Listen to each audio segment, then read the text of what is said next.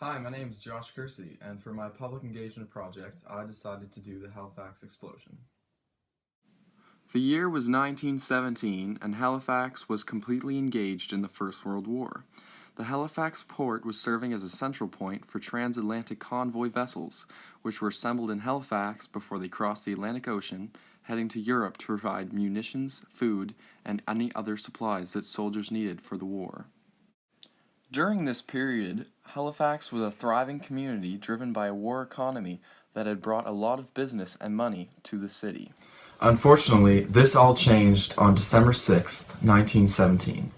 Considered to be Halifax's darkest day, the morning of December 6, 1917, involved two ships, the Emo and the Mont Blanc, colliding in the Halifax Harbour to produce one of the largest man-made explosions that had ever been seen before. The Mont Blanc was a general cargo and munitions ship. The ship itself was owned by Société Générale Transatlantique. It was 320 feet long, a width of 44.8 feet, and it had a depth of 15.3 feet. The net cargo capacity was 2,252 tons. The Mont Blanc began voyage from New York City on the night of December 1st. The ship was filled with explosives on the deck itself and below in the hold. In the ship's hold there was approximately 2,366.5 tons of picric acid, wet and dry, 250 tons of TNT, and 62.1 tons of gun cotton. On the ship's deck there was also 246 tons of benzol carried in barrels. Also, there was around 300 rounds on board for the ship's two defending guns. The other ship involved in the explosion, the Emo, sailed as a charter for the Belgian Relief Commission, and it was a neutral ship and preferred to sail alone. Painted on its side were the words Belgian Relief, as this protected it from the German submarines. The Emo was a steam-powered vessel, and it had a gross tonnage of 5,043 tons. It was 430.7 feet long, 45.2 feet wide, and had a depth of 30.3 feet. The Emo was under the command of Captain Hakon Fromm, and was sailed by a crew of 39. The Emo carried not explosives, but mainly just supplies for soldiers in the war. On the morning of December 6, 1917, a dreadful miscommunication resulted in one of the biggest man-made explosions that the world had ever seen. On the morning of Thursday, December 6, 1917, the Mont Blanc began to enter the Halifax Harbour to dock. Normally, ships carrying dangerous cargo would have to raise a red flag to indicate their precious cargo, but the Mont Blanc had failed to do this. At the same time, the Emo began to move upwards from the Bedford Basin into the harbour towards the Atlantic Ocean.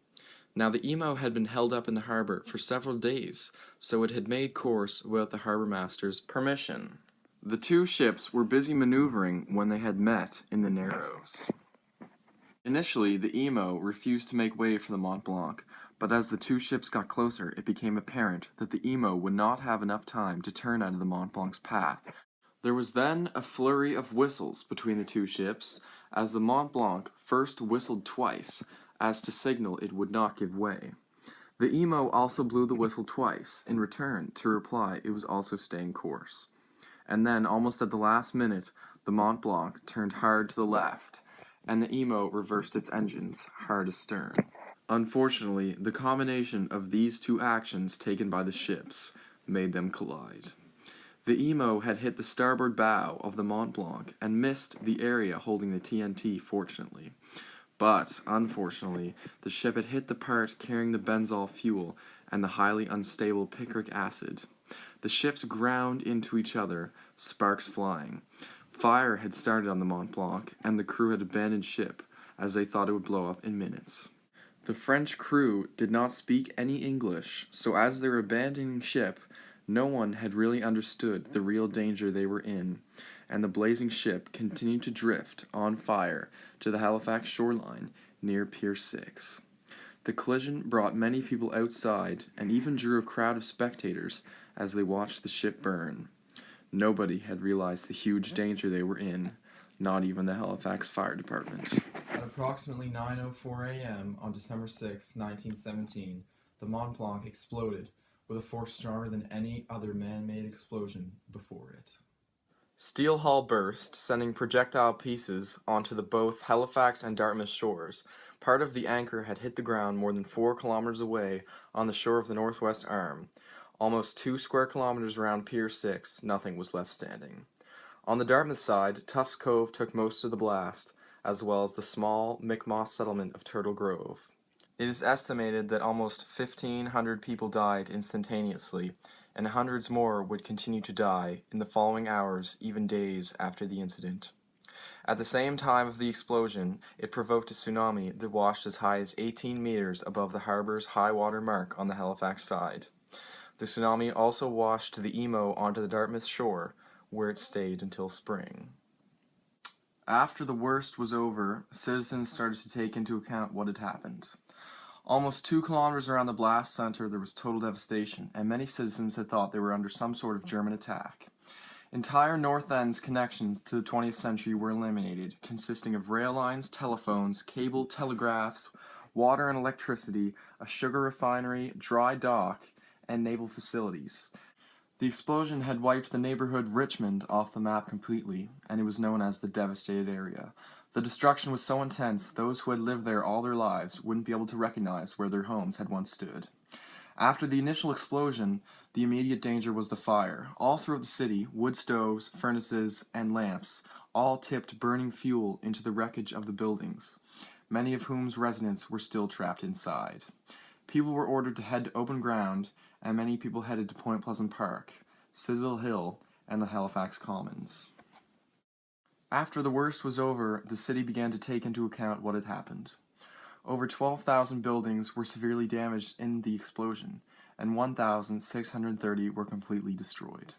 Almost every building in the Halifax area had some damage.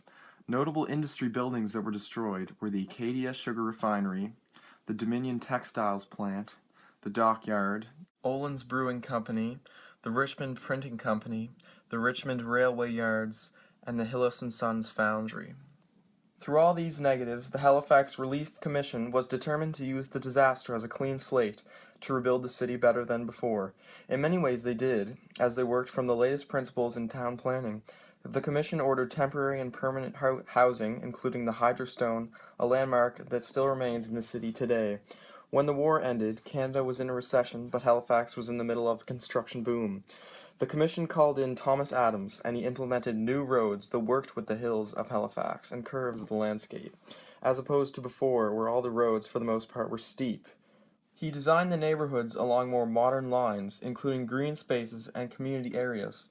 His work, along with the work of George Ross of Montreal, is still studied by architects today. After this catastrophe, many lessons were learned, and this tragedy was to spur many maritime international standards and treaties that we still have today.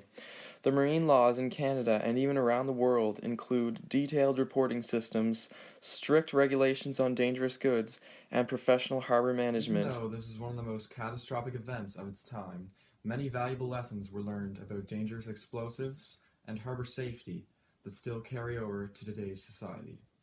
Thank you for watching my public engagement project. My name is Josh Kersey. Thank you.